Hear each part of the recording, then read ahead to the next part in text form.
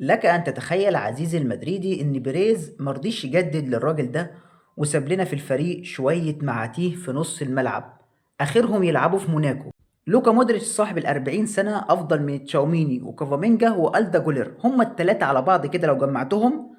لوكا مودريتش هو عنده 40 سنة حاليا أفضل منهم، بجد مش هزار، أفضل منهم. يعني أنت تمشي ده وتخلينا العاهات دول؟ ربنا يحاسبك يا بيريز، ربنا يحاسبك. لوكا مودريتش جاب حتة دين هدف وأنقذ به الميلان يدرس. لاعب عنده 40 سنة ياخد الكرة من نص الملعب ويروح يعمل بيها باص ويحطها هدف؟ انت متخيل ده لاعب عنده 40 سنة؟ ده احنا عندنا بتوع ريال مدريد بتوع نص الملعب ماشيين على كرسي متحرك. ايه ده؟ ايه يا جدعان؟ مودريتش فين ولاعبتنا احنا فين؟ وده كان معانا.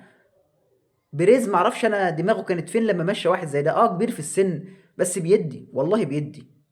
اي حد مدريدي يا شباب هو معدي يخبط لايك ويعمل متابعة، ما تبقوش انتوا بريز عليا.